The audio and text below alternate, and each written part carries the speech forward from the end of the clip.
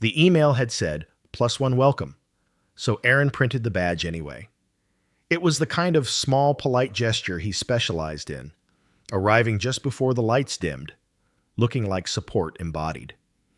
Atlas Dynamics had rented a refurbished warehouse in Brooklyn for the product launch, a cathedral of steel beams, raw brick, and sound that returned to itself in a glossy echo. Above the bar, a looping video of swipeable dashboards floated like neon fish. Every conversation carried a hint of performance, as if the guests were auditioning for each other's attention. He texted Julia, a photo of the badge with her last name, Kane, under his, and a joke. They spelled husband who remembers to eat correctly. No response. She had warned him. She might be pulled into last-minute fire drills. Still, the thought of her seeing him appear at the edge of the audience, cheeks flushed from the November cold, had warmed something inside him on the subway ride. Surprise, he'd say, the word bright and soft as a candle. He made a slow tour of the space, TOF, coffee station, minimalist sculptures like folded graphs, a small stage with a frosted acrylic lectern. He recognized faces from photos Julia had shown him. The growth lead with immaculate nails. The VP who wore hoodies that whispered money. Atlas was in the business of organizing other people's chaos. Their product made strategy feel like a swipe and a sigh. He respected the architecture of it. He respected the strain. Past the crowd, a corridor of glass-walled conference rooms glowed like lanterns. Their transparency was part of the brand. No secrets, only clarity, though each door had a button to fog the glass when necessary. Aaron drifted there because the noise lessened, because he liked the geometry of rooms, inside rooms. He wanted quiet before he found Julia. In the second room from the end, two figures stood close enough to share breath. The light softened them, turning sharp edges into suggestion. It wasn't immediately obscene, just a disease of proximity, the way shoulders angle when people forget they're being watched.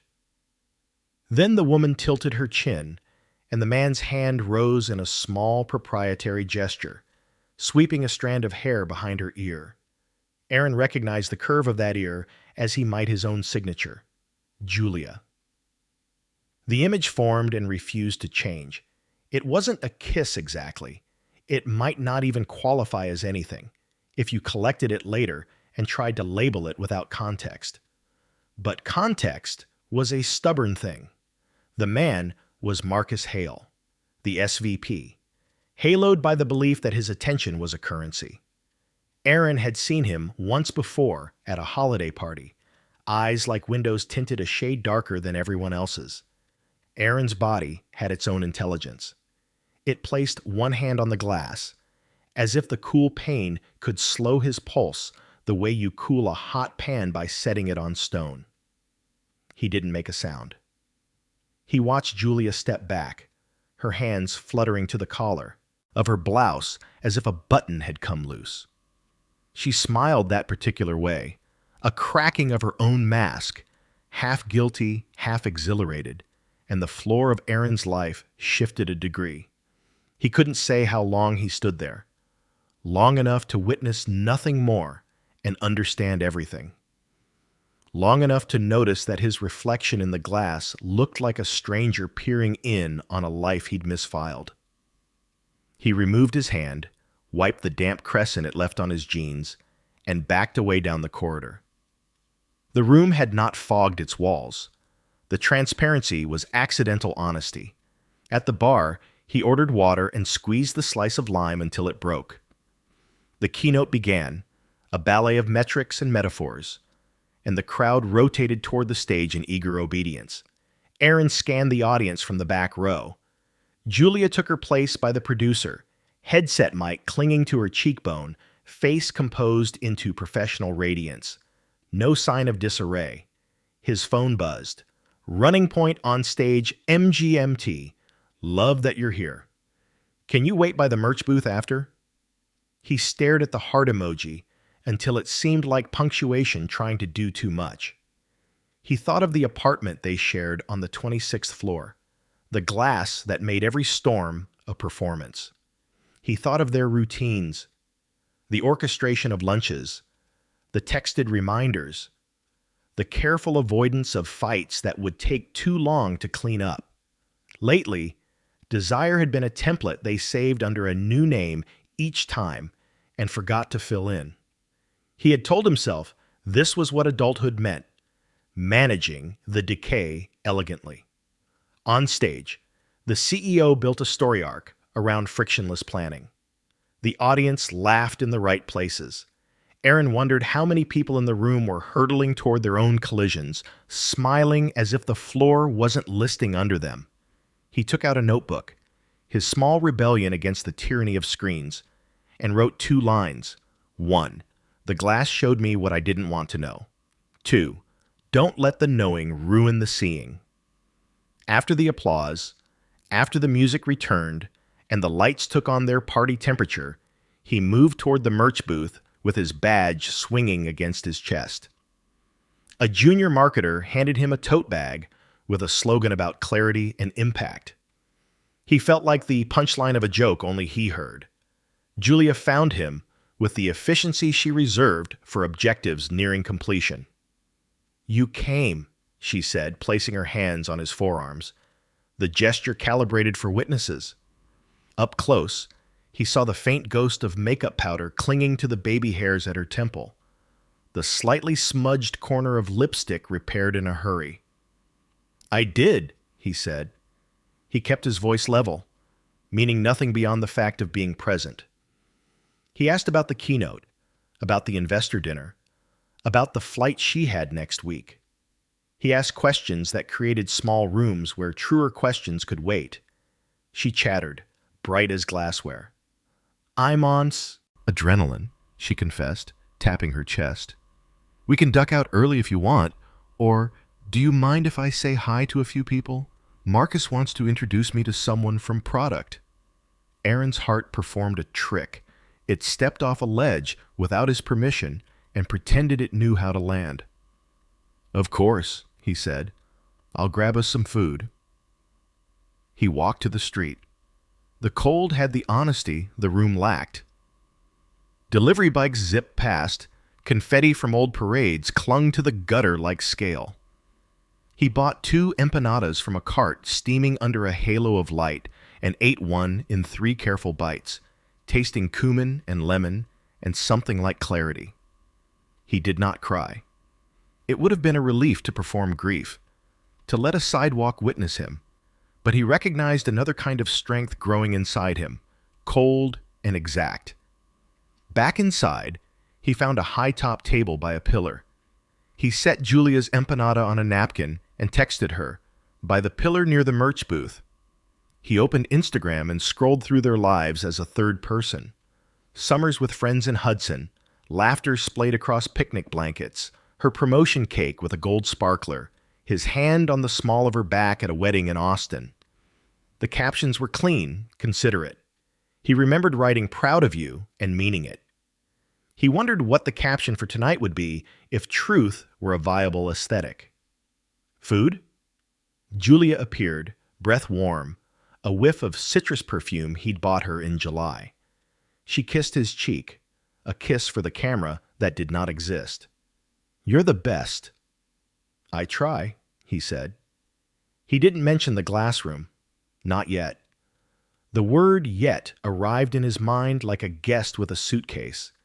He knew he would not erupt. He had always believed that destruction was the lazy form of power. He would take inventory. He would study the architecture of what he had seen until he knew which beam to loosen with a minimal touch. "Tell me something good," she said, picking at the edge of the pastry. "Anything." He looked at her, at the brightness she wore like a uniform. "The city's colder tonight," he said evenly. "It makes everything clearer." "Poetic," she laughed, distracted. "I need to—" Marcus is waving."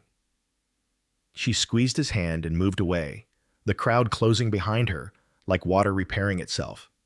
Aaron watched her disappear down the corridor toward the lantern rooms. He imagined the fog button, the mercy of opacity. He slid the untouched tote bag under the table and stood. On his way out, he stopped at the registration desk and dropped the badge, face down, among the spares. His name against the cardboard made a tiny sound as it settled, like a shallow exhale. Outside, he chose the long walk to the subway. Every storefront became a mirror. In each one, he rehearsed being a man who could hold his pain without making it someone else's problem. By the time he reached the station, he had decided his revenge would not be heat, but winter, a season that shapes a landscape by asking it to survive. At home, he opened his laptop and, with the same quiet competence he used to design interfaces people trusted, began a new document titled simply, Notes. The cursor blinked. The city hummed. And somewhere in Brooklyn, light gloved the inside of a glass room, telling the truth to anyone who dared to look. Aaron woke at 3:11 a.m., the hour when the city sounded like it was breathing through a straw. The window washed him in a dim blue extracted from the river, and the radiator ticked like a patient clock. He lay still, palms on his chest, as if keeping a fragile lid on a pot that wanted to boil. When sleep refused to be negotiated with, he slid from bed and padded to the living room. The leather of the couch released the night's stored chill. He welcomed it. The apartment had always been a diagram of mutual ambitions: floating shelves with art books arranged by color, a bar cart curated like a showroom, a plant that somehow survived on scheduled waterings and the pep talks Julia gave it when she remembered. On the coffee table, a copy of a magazine profile about Atlas Dynamics lay folded, the CEO photographed against a glass wall as if transparency were a moral achievement. Aaron opened his laptop. The document he had titled Notes waited with the polite blankness of a receptionist. He typed the date, then a line. Observation is not vengeance. It is light. The word vengeance looked melodramatic, like a teenager's lyrics scrawled on a notebook. He deleted it and typed again. Observation is not punishment. It is clarity. That sat better. From the bedroom came the soft, regular sound of Julia's breathing, amplified by the door, which was ajar by an inch. Her habit, a superstition that air should flow. Aaron thought of the conference room again, the way space had conspired to tell on them. He did not replay it for pain exactly. He replayed it like an engineer replaying a crash, slowing frames, locating pressure points, tracing causal lines. He opened their shared calendar. He and Julia had built it the way they had built everything, rationally, efficiently. Gray blocks of meetings at Atlas stacked like condos, his own schedule, user interviews, design reviews, woven around them. He clicked through the past month with the detachment of a librarian. Launch prep, leadership sync, investor cocktail. Nothing labeled Marcus. Why would there be? He switched to iMessage, scrolling to their top-of-thread promises. A photo of the burrata they'd eaten in June, his thumbs up to her securing another partnership, her strings of confetti emojis after his team shipped a feature ahead of schedule. The more recent messages were tight and logistical. Can you grab dry cleaning? Don't wait up, I'll Uber. He noticed the lacunae, stretches of proximity without language, nights she'd come home with a burn of adrenaline still on her, kissed his forehead distractedly, showered with the door closed. He wasn't interested in inventing evidence. He wanted to find the smallest verifiable things and give them each their precise weight. He checked their joint credit card, not to prosecute, he told himself, but to make a ledger of reality. A receipt from El Rey on a Tuesday at 4:03 p.m., 2 cappuccinos and 1 cardamom cake. It might be nothing. It might be 2 people debriefing a deck. It might be the kind of almost date that lived in plausible deniability. He captured the line item in Notes and added no story to it. On Slack, his own workspace, not Atlas, he glanced at the timestamps of Julia's messages to him. A stream of cheerful gifts at odd hours when she needed a hit of normalcy. On Instagram, there she was on stage, someone having tagged her, a freeze frame of her hand raised, index finger pointing like a conductor ushering in a drop. Comments stacked like pearls. Killing it. Queen energy. The heart count pulsed upward. He watched the number change, 125, 126, as if a tide were spilling in. At 4:22, he brewed coffee he didn't need. He toasted 2 pieces of sourdough and spread almond butter in a neat, meditative layer. When he brought a cup to the bedroom, Julia rolled into the warm geography of his side and murmured, "You're an angel," without opening her eyes. He set the cup on her nightstand and stood there for a moment, an attendant in a hotel scene, wondering when precisely their care for each other had been replaced by the simulation of care. By 7, the day had installed itself. The skyline sharpened.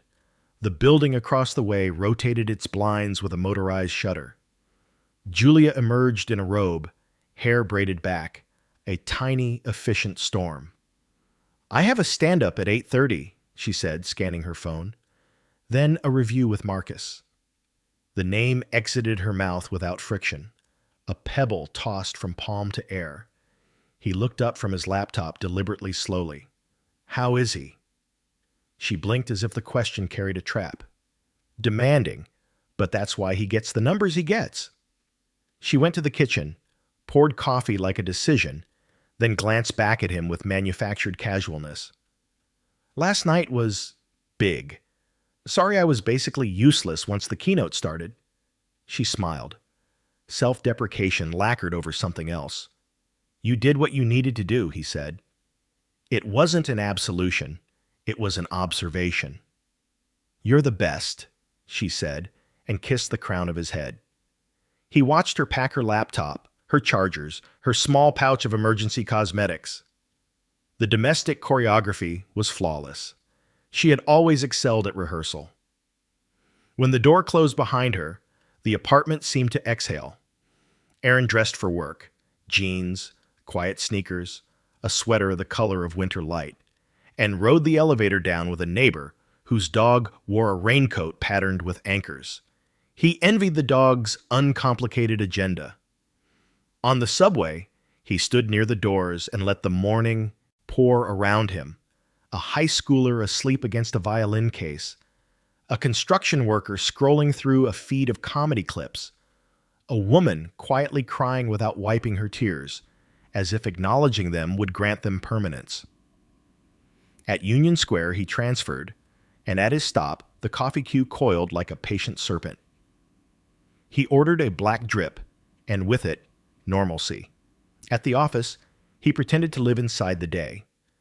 He whiteboarded a flow for a feature that would save users 2 clicks and 30 seconds every time they needed to export data. He listened in meetings like a man sitting at the back of a church, receptive but remote.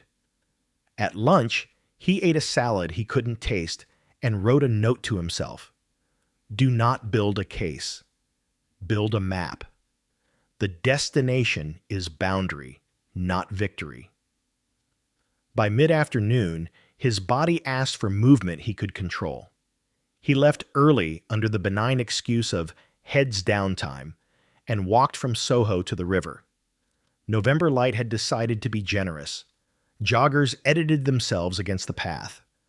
Couples debated dinner plans with the seriousness of diplomats. He stopped at a bench and took out his phone. His thumb hovered over Julia's name, then retreated.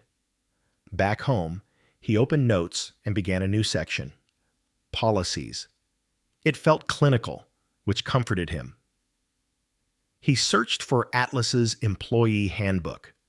They had once joked that every company these days published its values like a secular creed: integrity, craft, candor. He found a PDF in the public press kit. Not the full manual, but enough to sketch the shape of what existed behind passwords. A paragraph about conflicts of interest. A sentence about reporting channels. A line about relationships across reporting lines to be disclosed and managed. He copied the text verbatim, placing quotation marks around each sentence as if pinning a butterfly. He closed the laptop and sat on the edge of the couch, elbows on knees. The revenge story that movies taught, rage, confrontation, spectacle, flashed across his mind like a trailer he declined to watch. He pictured the alternative he was already quietly living into, a sequence of precise gestures executed without heat. A winter. People survived winters all the time, he reminded himself. They didn't yell at snow, they adapted. When Julia texted at 6:19, running late, "Don't wait up," he felt an almost tender fatigue. He boiled pasta and ate it standing, the steam ghosting his glasses. He put on a playlist of slow instrumentals and let the apartment be a room, not a test. At 9:02, he opened her Instagram again and watched a new story of clinking glasses, a caption, "To the team."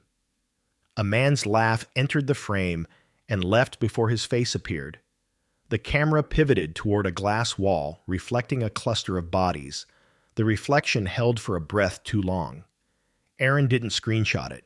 He didn't need trophies. He opened notes and wrote, "Tonight, drinks after hours, unlabeled laughter. Reflection suggests conference. Room.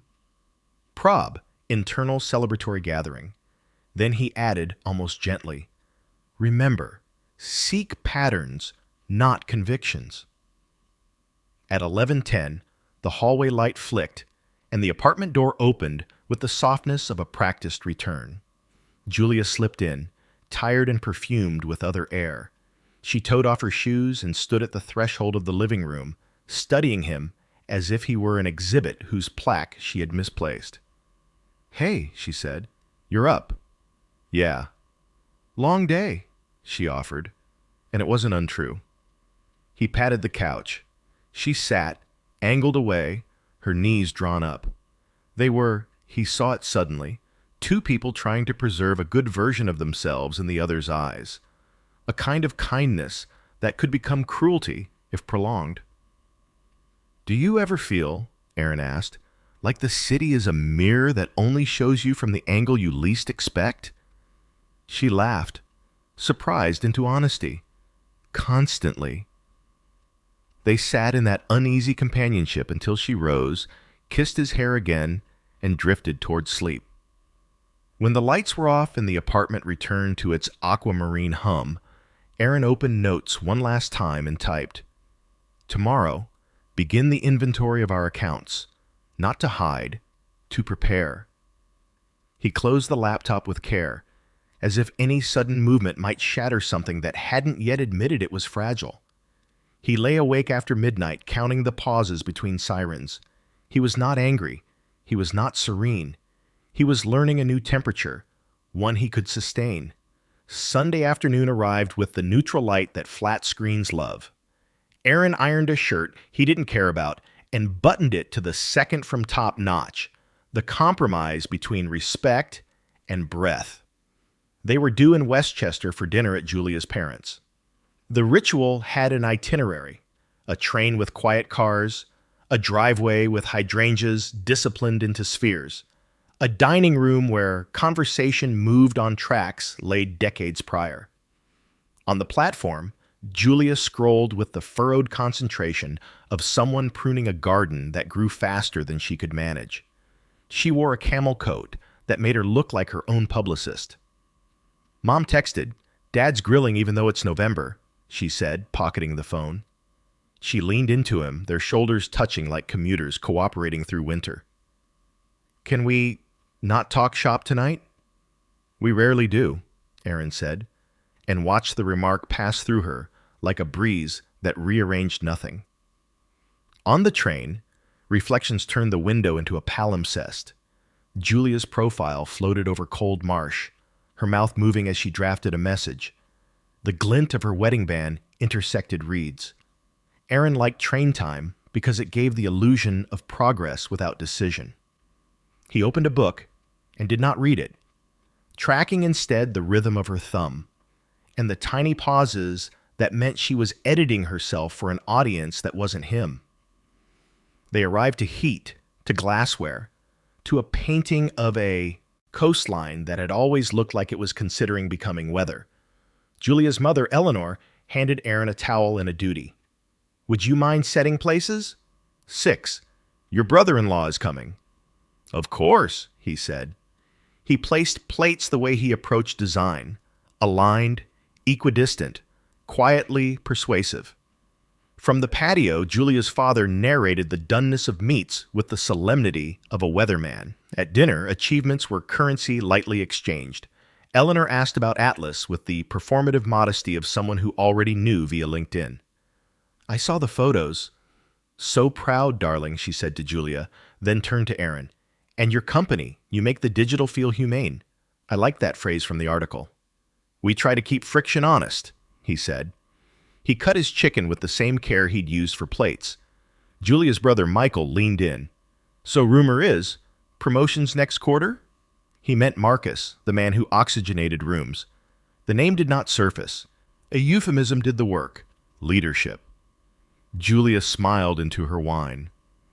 "There are conversations," she said, and the table received the sentence like a small present.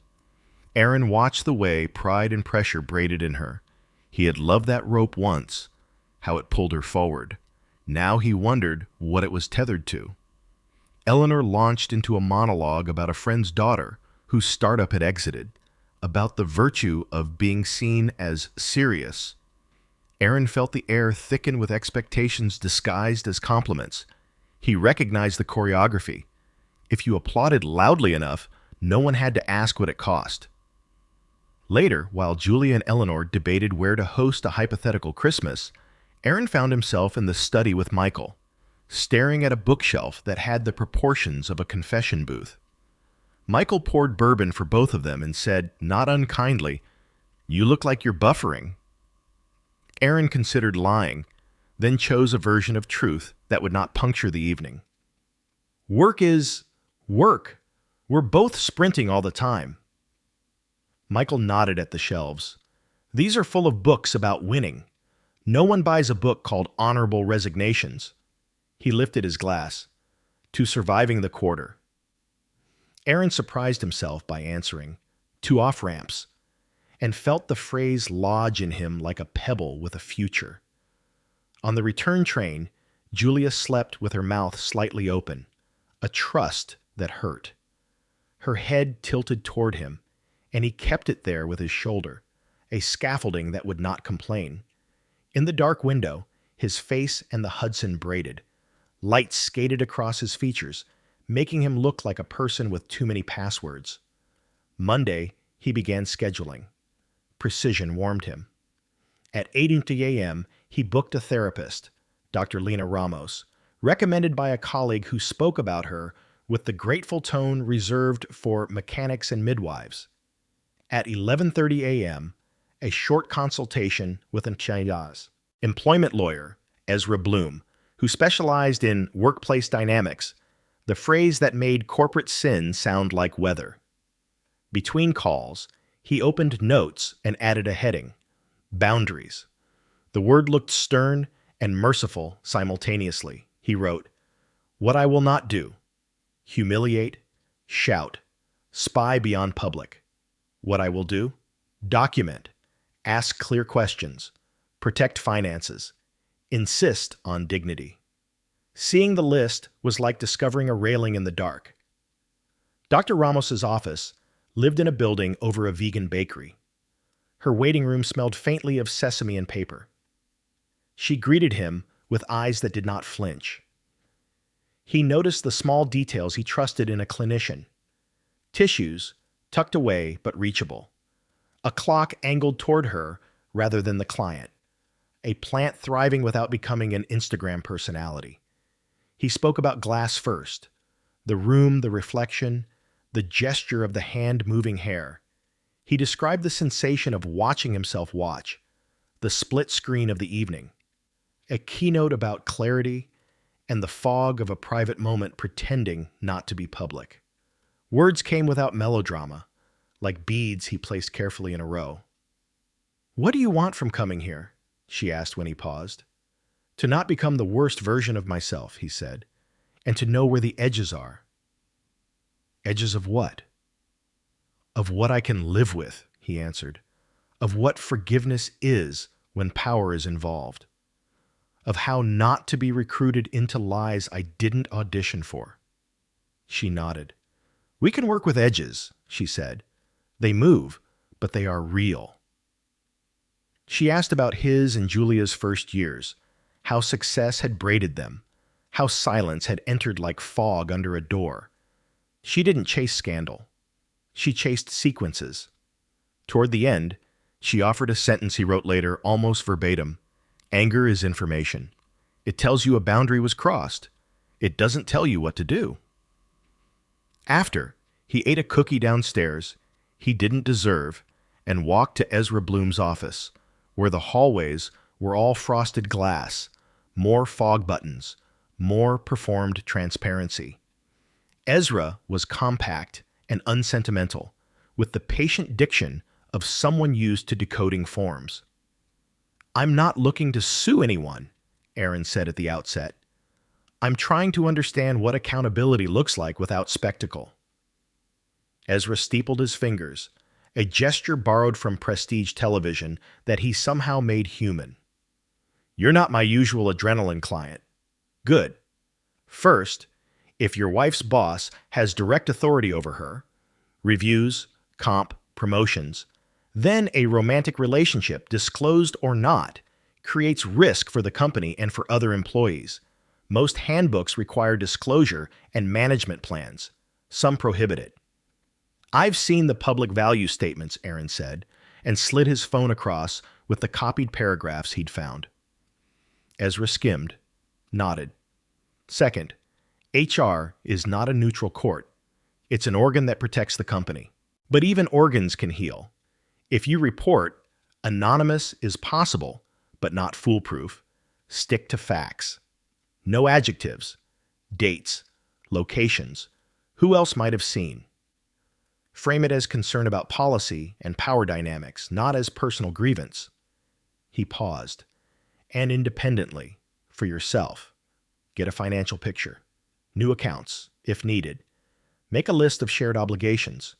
The winter you're planning," he smiled like he'd heard the metaphor before, "requires insulation." On the subway home, Aaron felt neither vindicated nor doomed. He felt provisioned. He opened notes and typed, "HR is not justice, it's geometry. Align angles, remove heat, let the structure bear its own weight." In the evening, social life did its job of polishing surfaces. A friend's birthday at a Williamsburg bar, where the banquets were low, and the cocktails came with biographies. Julia arrived late, air-kissing and apology-laughing in a single efficient move. Marcus was there. Not an accident. The city was a circuit. He stood in a cluster of men who wore their watches like diplomas. When he saw Julia, he touched her elbow to draw her in. It could have been nothing, which is to say it was everything. Aaron watched as if watching weather, noting pressure systems, tracing the path of a front. Friends floated between them like boats changing lanes. He and Julia performed the choreography of a couple who knew their steps. He brought her a glass. She thanked him with a small press of fingers. No one else would have read the pause that lived underneath. On the walk home, the bridge light stitched Manhattan to Brooklyn like a wound deciding whether to close. "You were quiet," Julia said. "I was present," he said. She smiled at the river. "Sometimes those are different." "Sometimes they're the same," he answered, and they let the disagreement rest like a coin between them. At home, she showered the bar from her hair. He sat with notes open and added 2 lines. Therapist, anger equals information. Lawyer, facts. Adjectives. He began to draft something that was not yet a letter. Bullet points that sounded like a person trying to be exact. Nav 3, 8:17 p.m., Atlas product launch, room 2, glass walls. Observe proximity and gesture consistent with intimacy between Marcus Hale, SVP, and Julia Kane, DIRA Marketing. Witness, self. Reflection, public space. He stopped and stared at what he'd written. The impulse to justify rose like heat. He waited for it to pass. Julia stepped out in a robe, steam carrying the notes of her shampoo. "You're still at it," she said. "Just clearing my head," he replied. She crossed to him and placed a hand at the back of his neck, the old familiarity alive under new weather. "You work too hard," she said, and for a second the line was free of irony. When she went to bed, he stayed. The apartment hummed its winter hymn. He closed the laptop and stood at the window. The river was a long strip of unslept thought. He pressed his palm to the glass and felt the difference between inside and out. He did not want war. He wanted architecture.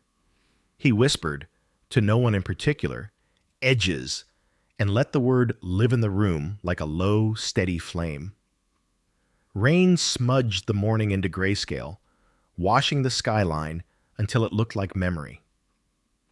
Aaron sat at the kitchen counter, a mug cooling beside him, cursor blinking over a blank document titled simply, "To Human Resources, Confidential." The phrase human resources struck him as obscene in its civility. Humans reduced to assets, managed like inventory. Still, it was the system he had chosen to move through, not around. The quiet kind of vengeance required patience, precision, and grammar. He reread his notes. Every entry was factual, time-stamped, emotionally sterilized. He had rewritten them until they sounded like no one had been hurt, only observed. It was, he realized, the exact tone corporations loved: detached concern. The email began. "Dear Ethics and Compliance, I am writing to report a potential violation of Atlas Dynamics' internal policy regarding relationships across reporting lines. The relationship in question involves Marcus Hale, SVP, Strategy, and Julia Kane, Director, Marketing. Based on direct observation at the Atlas product launch on November 3rd, as well as repeated public appearances that suggest familiarity beyond professional boundaries, I believe this may constitute a breach of the company's guidelines regarding supervisory relationships. I am submitting this anonymously out of respect for confidentiality and fairness, not retaliation. My intent is to ensure compliance and equal treatment for all employees in accordance with Atlas's stated values of integrity, transparency, and accountability. Thank you for your attention." He added no signature, no flourish, just the truth rendered in corporate dialect. Cold enough to live inside the company firewall without detection, he saved it to drafts, not yet ready to release it into the bloodstream of Atlas. The act of restraint felt like power. Julia emerged from the bedroom, robe cinched, hair undone, phone in hand. "Marcus wants me to finalize the Q4 campaign schedule today," she said, half to him, half to her reflection in the microwave door. "I might need to stay late." "Again?" Aaron asked, tone even, just curious enough to pass as neutral. She smiled distractedly. "It's crunch time. You know how it is." He did. He also knew that crunch time was corporate code for boundary erosion, long hours, emotional leakage, the slow normalization of compromise. When she left, her perfume lingered like a secret with nowhere to hide. Aaron stared at the empty doorway until the silence became a texture. Then he opened a new tab and logged into their joint savings account. He transferred a portion to his personal one. Nothing drastic, just a quiet redistribution of oxygen. At noon, he met Dr. Ramos again. Her office smelled of rain and sage tea. "Did you do what we discussed?" she asked. "I wrote it," he said.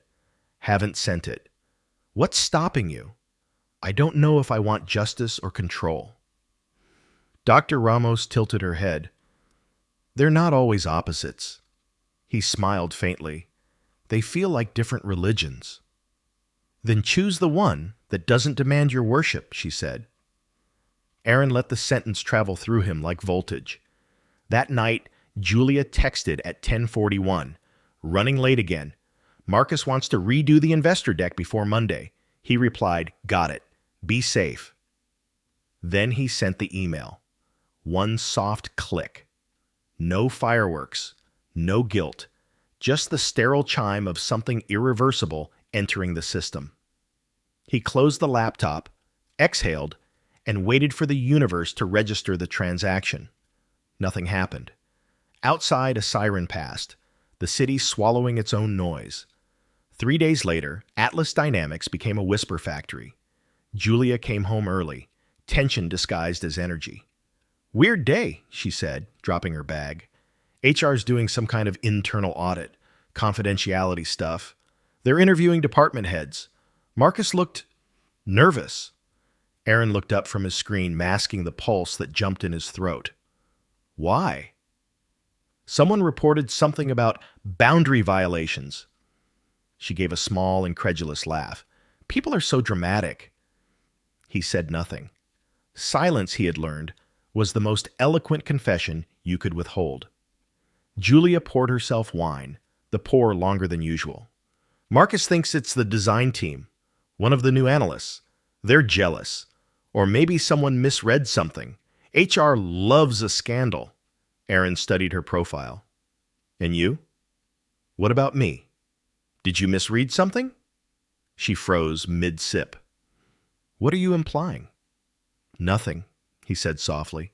Just asking the same question you'd ask in my position. Her laugh came out brittle. You're not in a position, Aaron. You're my husband. He smiled thinly. Exactly. That night, when she fell asleep, he sat in the living room, laptop open, composing another document, this one titled Separation Plan. He listed assets, debts, leases. He didn't hate her. That would have been simpler. What he felt was something colder, an emotional frost that preserved clarity. He drafted an email to his lawyer, Ezra. Hi, Ezra.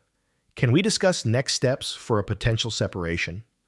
No urgency, just planning for contingencies. A. He didn't hit send, not yet. The timing had to be perfect. By Friday, Julia's voice had changed. The performative brightness cracked around the edges. Marcus got pulled into HR again, she said at breakfast, hands tight around her coffee. Apparently, they're interviewing everyone who's ever reported to him. It's serious. Policy stuff? Yeah. Someone filed an anonymous complaint, but it's ridiculous. Marcus is tough, but he's not predatory. Aaron folded the newspaper, aligning the edges precisely. How would you know? She shot him a look. Because I work with him. Closely. Exactly. The silence afterward was the kind that hummed. Over the next week, the investigation deepened. HR summoned Julia on Tuesday. She returned home pale and quiet, her confidence replaced by calculation. They're asking about optics, she said. After-hours meetings, dinners, text tone, it's humiliating. Aaron listened, empathy buried under composure. Did you tell them the truth? I told them nothing happened. Good, he said. Best to be consistent. She narrowed her eyes. What does that mean? Only that stories change when people get scared. Julia stared at him, studying the calm surface of his face. Something in her expression shifted. Suspicion, faint but visible. You wouldn't... He looked up slowly. Wouldn't what? She swallowed. Never mind. 2 nights later, the first consequence arrived. Marcus was placed on administrative leave pending investigation. The corporate phrasing was clean, anesthetic. Julia didn't eat dinner. She stood by the window, phone clutched, watching the skyline flicker like a city gasping for signal. He's furious, she said. He says someone's out to ruin him. Aaron approached, set a hand on her shoulder. She flinched, just slightly. Maybe he just met his consequence, he said quietly. She turned. You sound almost happy about it. I'm not happy, he said. I'm accurate. When she went to bed, Aaron lingered by the window. The city had that post-storm sharpness that made everything look too honest. Below, taxi lights smeared across wet asphalt. He opened notes and typed, "The system works slower than desire, but faster than guilt." He sat back, letting the cold quiet fill him until he couldn't tell if he was grieving or healing. Maybe both. At 1:12 a.m., Julia's voice came from the dark bedroom, thin and frightened. "Aaron, do you think someone's trying to destroy us?" He stared at the skyline, where reflections of glass towers blinked like Morse code. "No," he said finally. "I think someone's trying to restore balance." And with that, he turned off the lamp, letting the room dissolve into shadow. The email came on a Thursday morning from a sender that no one ever wanted to see in their inbox. Human Resources. Confidential follow-up. Julia opened it at the dining table, still in her robe, coffee cooling beside her untouched. The words were sterile, almost kind. As part of our continuing investigation into leadership conduct at Atlas Dynamics, we'd like to schedule a follow-up conversation regarding your professional interactions with Marcus Hale. The closing line was the cruelest. We appreciate your cooperation in maintaining our culture of transparency and integrity. She read it twice, then 3 times. Her eyes didn't move past the word integrity. It pulsed on the screen, a slow bruise. Aaron watched her from the kitchen, unseen. She didn't cry. She just went very still. The stillness of someone calculating, not breaking. He admired that. It was what had made her formidable. It was also what had destroyed them. By noon, the apartment had turned into a small command center. Julia's laptop glowed on the counter, tabs open to employment law blogs, company ethics policies, screenshots of internal Slack threads. She was building her defense, crafting a version of truth that could survive daylight. "I don't understand why this is happening," she muttered, scrolling furiously. "It's like someone weaponized professionalism." Aaron stirred sugar into his coffee with measured care. Maybe professionalism was already a weapon. She glanced up sharply. "Do you know something I don't?" He took a sip, eyes steady. "I know that the truth has its own timeline." Julia frowned. "God, you sound like Dr. Ramos." Aaron smiled faintly. "Maybe you should talk to her." At the office, whispers had become currency. Slack messages disappeared seconds after being sent. Colleagues avoided eye contact in hallways. The HR interviews had the rhythm of a quiet hunt. Marcus Hale's name had been removed from the leadership portal. A digital ghosting, efficient and final. His executive parking spot remained empty, a silent memo written in asphalt. Julia, meanwhile, was surviving on adrenaline. She dressed sharper than ever, her lipstick a kind of armor. She spoke in meetings with clipped confidence, overcorrecting for vulnerability. But the eyes in the room had changed. She could feel them assessing, recalibrating, wondering. One afternoon, while reviewing an ad campaign, her assistant hesitated before speaking. "Should I, loop Marcus in?" Julia froze for half a breath. Then, without looking up, she said, "No, Marcus won't be joining us for a while." The words came out smoother than she felt. She sensed the air shift. Pity, curiosity, judgment, and knew the rumor had completed its migration. That evening, she came home late. Aaron was already there, sitting at the table with a quiet glass of scotch. The room was dim, except for the city light that painted soft gold lines across his face. "Long day," she said, setting down her bag. "I can tell. Everyone's acting like I did something wrong, like I'm radioactive." He tilted his head. "Did you?" Her jaw tightened. "You really want to do this now?" "I'm just asking what you tell yourself." I tell myself, she said slowly, that what happened was a mistake, a moment, not a pattern. Aaron nodded once, eyes distant. The thing about moments is, they expand. You live in them long enough, and they start to look like choices. She exhaled sharply, a sound halfway between anger and grief. Why are you so calm about all this? Why aren't you yelling? He finished. Breaking things? Yes, because you already did that for both of us, he said. The silence that followed was unbearable, thick, breathing, alive. She finally sat down across from him, fingers trembling. Is this you? The complaint? Tell me the truth, Aaron. He met her eyes. His voice, when it came, was low and measured. You want the truth? Yes. Then here it is. Someone reported a violation of company ethics. Someone who saw what the company didn't. Someone who believes in consequences. Her face drained of color. Oh my God. He didn't move. You think I'd ruin you out of spite? You did ruin me, she snapped, voice cracking. You destroyed my career. I didn't destroy it, he said quietly. You just built it on glass. She stood abruptly, knocking her chair into the wall. You're sick. You're cold. I'm clear, he corrected. For 3 days they moved through the apartment like ghosts bound to the same haunting.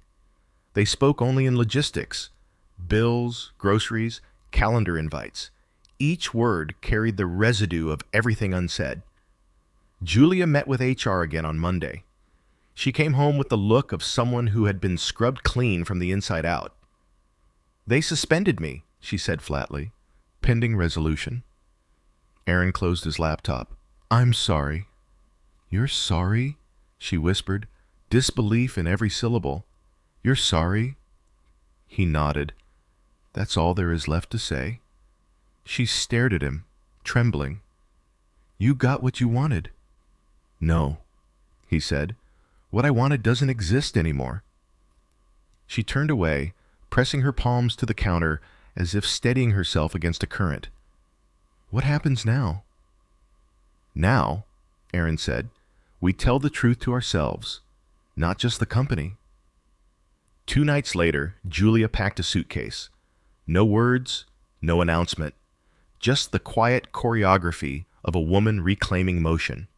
She zipped it shut, hands shaking. Aaron watched from the doorway, eyes unreadable. Where will you go? A friend's place. I can't stay here while you look at me like that. Like what? Like evidence, she said.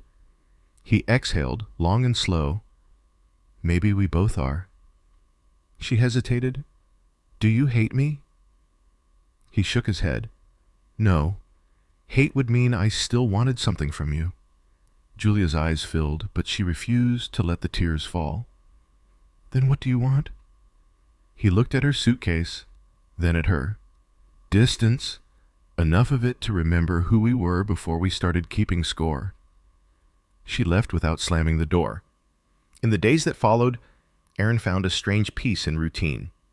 He went to work, cooked simple meals, watered the plant she'd always forgotten. The apartment felt bigger now. Not emptier, but breathable. Dr. Ramos called it the relief of aftermath. You've been living inside the impact, she said during their next session. Now you're walking through the debris. It's quieter, but it's still sharp. He nodded. Sometimes I think about forgiving her. Forgiveness isn't for her, Dr. Ramos said. It's for you to stop orbiting her gravity. He smiled faintly. Then maybe I'm ready. That evening, Julia sent a single text. Marcus resigned today. They're offering me severance. I'll be gone by Friday. Aaron read it twice, then deleted it. He didn't need a reply. He stepped onto the balcony, the city below flickering with indifferent beauty. Somewhere, an ambulance howled down 10th Avenue. Urgent, human, necessary. He whispered to the skyline, balance restored. And for the first time in months, the night didn't answer back. Winter arrived early that year, slipping into the city before anyone could name it. The first frost came overnight, coating the sidewalks in a glitter that looked festive from above and treacherous up close. From his apartment window, Aaron watched commuters move like chess pieces across the frozen street.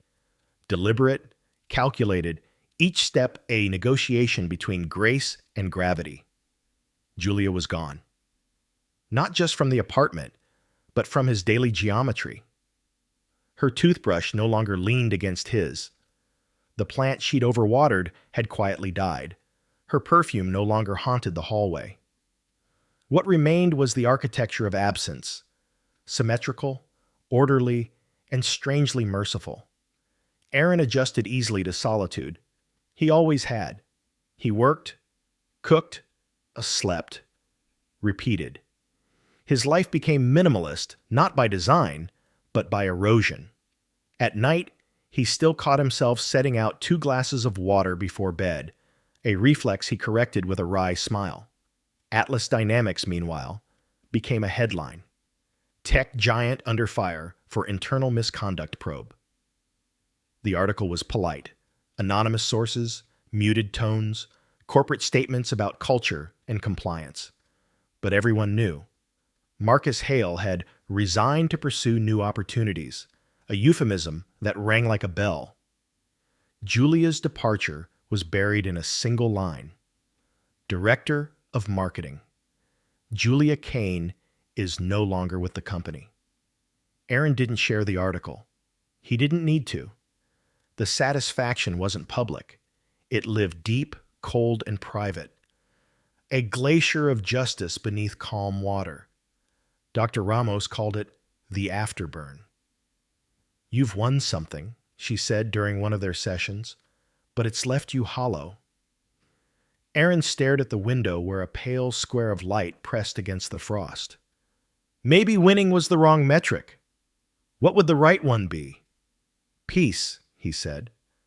Then after a pause, "But I'm starting to think peace doesn't come from resolution. It comes from exhaustion." Dr. Ramos smiled softly. "Then you're getting close."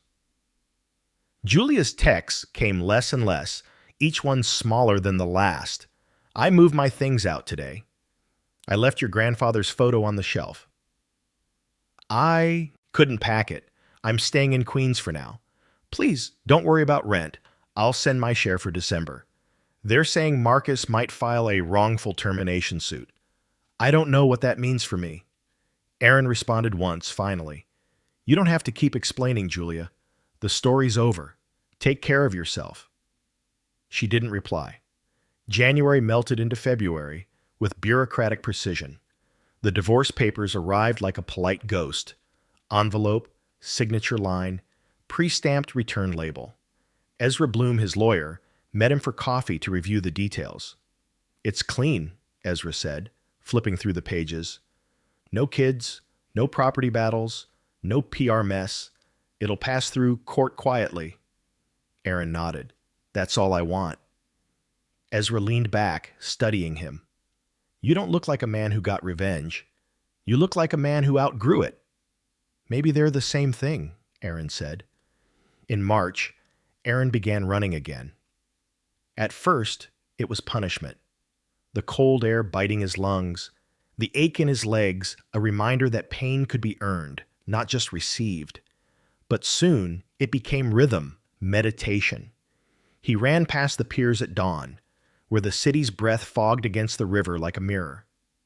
The skyline looked less like a wound now, more like a question mark he no longer needed to answer. He deleted social media. The silence felt surgical at first, then freeing.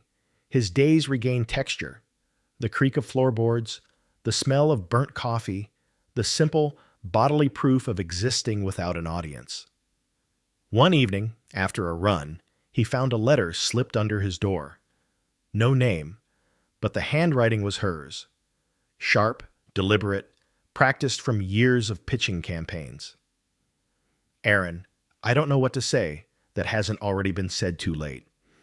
Marcus is gone. His reputation won't recover. Mine won't either. I keep thinking about that night, Not the night you saw us, but the one before. When I told him I couldn't keep doing this. It wasn't love. It was gravity. Two people orbiting each other because falling felt easier than stopping. I don't hate you for what you did. Maybe part of me even respects it. You were the only one who refused to look away. If you ever find forgiveness, I hope it's gentle. Not for me, but for yourself. J. Aaron read it twice, then folded it carefully and placed it inside a drawer with the others. Receipts, notes, fragments of a life that had happened to him and through him. He didn't write back. Some things didn't require answers. Spring crept in with small mercies, sunlight on window panes, the smell of bread from the corner bakery, the sound of children playing in the courtyard below. The city, as always, forgave nothing but forgot everything. One morning, Aaron stopped by the old Atlas building on his way to work. The glass facade still gleamed, indifferent to its ghosts.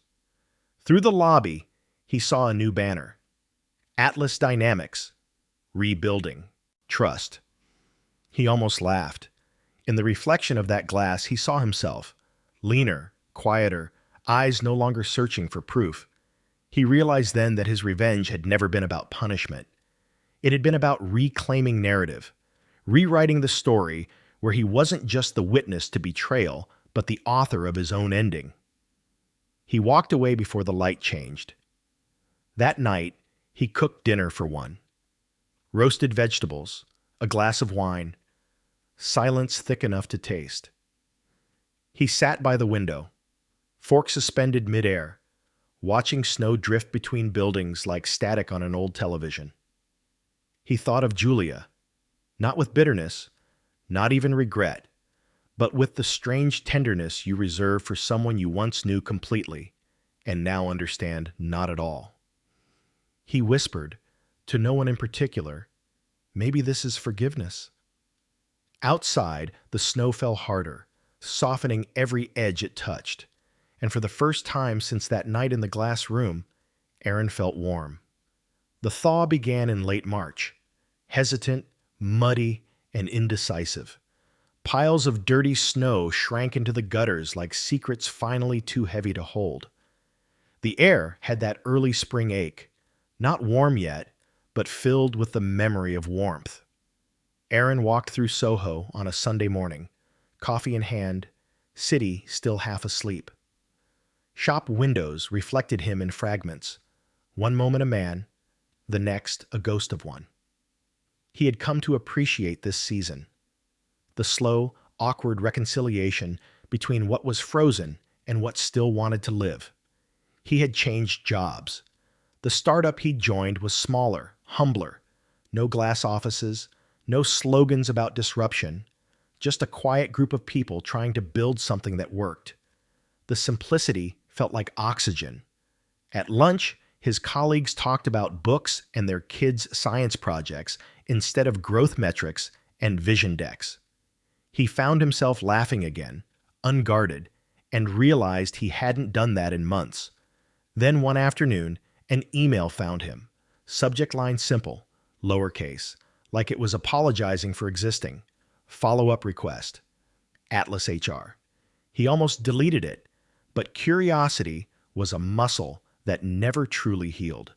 Dear Mr. Whitaker, as part of our final closure process regarding the internal investigation of Marcus Hale, we would like to verify certain claims that originated from an anonymous report last November.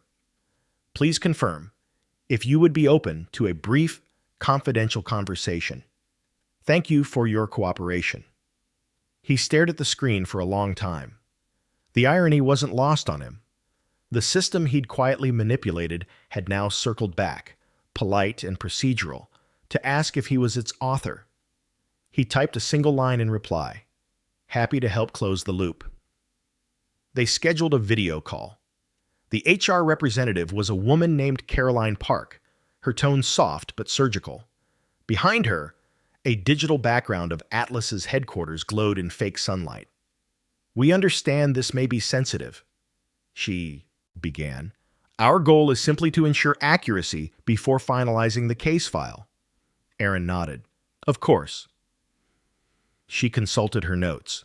The report referenced first-hand observation of an inappropriate interaction between Marcus Hale and Julia Kane during the Atlas product launch on November 3rd. You were present at that event, correct? Yes. And you witnessed the incident described? A pause. Aaron considered his words carefully. I witnessed something that clarified a lot of things for me personally. Whether it qualifies as inappropriate, that's for your policy to define. Caroline smiled faintly, not surprised. Understood. We're mainly confirming the timeline. Ms. Kane has since resigned voluntarily. Mr. Hale's departure has been finalized. There will be no further action required from you.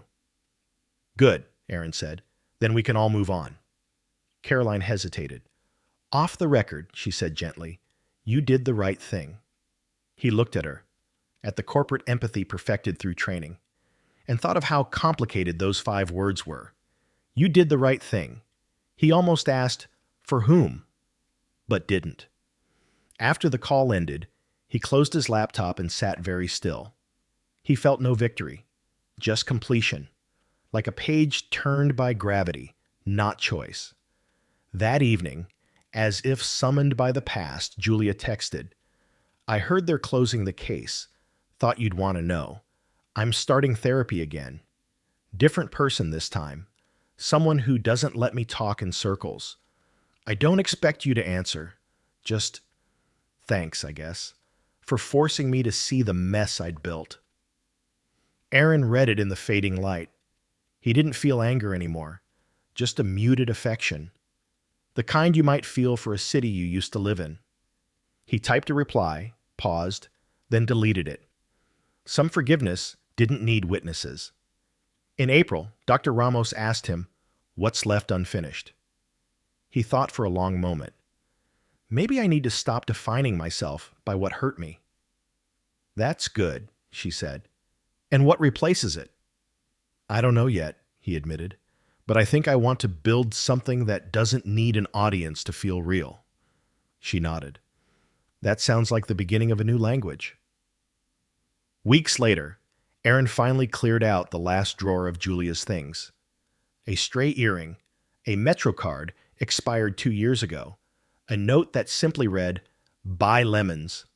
Love you. He smiled at the ordinariness of it, the way love reduced itself to errands and reminders. He put everything into a small box and carried it downstairs. At the recycling bin, he hesitated. Then, instead of throwing it away, he set it gently beside the trash cans. Not discarded, not kept. Just released. Spring tilted towards summer. The city began to sweat again. Aaron volunteered on weekends, helping teach design basics at a community center in Queens. His students were immigrants, kids with hands too. Restless to stay still, eyes hungry for stories that looked like their own. He showed them how to sketch ideas, how to notice what others overlooked. One day, a boy named Malik asked, Why'd you leave your fancy job?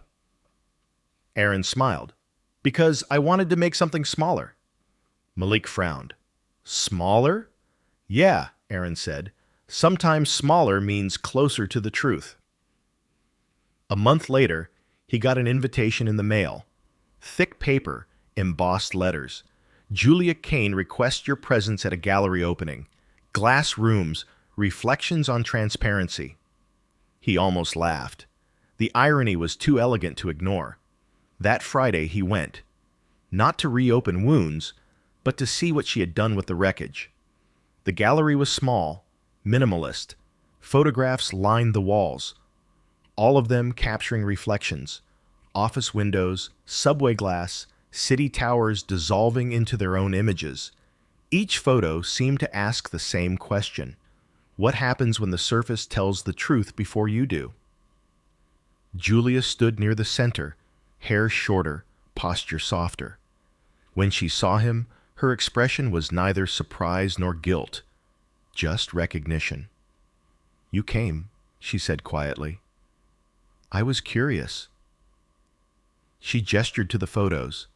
They're about what we show and what we hide, about How glass never really lies. He nodded. It just reflects what we can't admit. A faint smile crossed her face. You always did know how to finish my sentences. They stood there in silence, surrounded by ghosts of their own making. After a while, Julia said, I wanted to tell you, I'm leaving New York, teaching photography in Portland, something slower. That sounds right, he said. Maybe it's too late, but thank you, Aaron, for ending it before it ended me. He met her eyes, steady, kind. We both ended it, he said. You just didn't know it yet. She nodded, tears unshed, and turned to greet another guest. Aaron lingered one more minute, then walked out into the cooling night. The city reflected itself in every dark window, and for the first time, the reflection didn't look like a stranger. The morning Aaron signed the final divorce papers, the city was in bloom. The trees along the Hudson were feathered with green, the air heavy with pollen, and the sound of bicycles clattering over the boardwalk. He walked to the courthouse carrying nothing but a small folder. ID, documents, closure neatly bound in manila. The hearing took 7 minutes. The clerk read, the judge nodded, pens moved. Irreconcilable differences. The phrase was both clinical and merciful, a summary for something too human to fit in a sentence. When it was done, the judge gave him a thin smile, the kind reserved for people who'd chosen the quiet ending. Outside, Aaron stood on the courthouse steps and breathed. For a moment, he half expected some grand emotion, grief, triumph, even relief. Instead, what came was stillness, an equilibrium. He was no longer half of a story. He was just a man, standing under an ordinary sky. He spent the afternoon walking without purpose, past coffee shops that had once been theirs, past the bookstore where Julia had once bought him a novel he never finished. The city was the same, but he wasn't. Every block carried echoes, and yet the echoes no longer demanded answers. At a small cafe in Tribeca, he stopped for lunch. The waitress, new, young, with chipped nail polish, smiled at him in the way strangers do when they sense the absence of hurry. He ordered a sandwich and, for the first time in years, ate without scrolling, without distraction. The simple act of chewing and tasting felt almost holy. When the bill came, he noticed the name printed at the bottom of the receipt, Olivia. He almost laughed. It was a common name. Still, something about it felt like an echo from a story he hadn't written yet. In the weeks that followed, Aaron began teaching full-time at the community center in Queens. The class grew. Teenagers, immigrants, a few veterans looking for a new skill. He found himself staying late, reviewing their sketches, their portfolios, their fragile ambitions. He spoke less about design and more about perception. You can't fix what you don't see, he told them one evening. Observation is a form of respect. It's how you say, I'm paying attention. The room was quiet, every student looking at him as if the words meant more than design advice. Maybe they did. On a mild Sunday in June, Aaron took the train to Brooklyn, a small art fair near Prospect Park. He walked past stalls of handmade jewelry, indie photographers, soft jazz spilling from a portable speaker. In one corner, he saw a familiar name printed on a modest display, Julia Kane Photography. He hesitated, then approached. Julia was there, setting up prints, smaller, more intimate than her gallery work. Black and white photos of strangers on subways, lovers on park benches, a child chasing pigeons through light. Each one radiated something different. Not ambition, not confession, but presence. She looked up and smiled. Didn't think I'd see you here. I didn't either, he said. They stood amid the slow churn of the fair, the air thick with sunlight and the smell of caramelized almonds. You look peaceful, she said softly. I am, he admitted. You? Getting there. Portland's been good for me. I only came back for this weekend. She handed him a small print, a reflection of two figures walking opposite directions, their silhouettes mirrored in a puddle. It reminded me of us, she said, crossing paths, not colliding.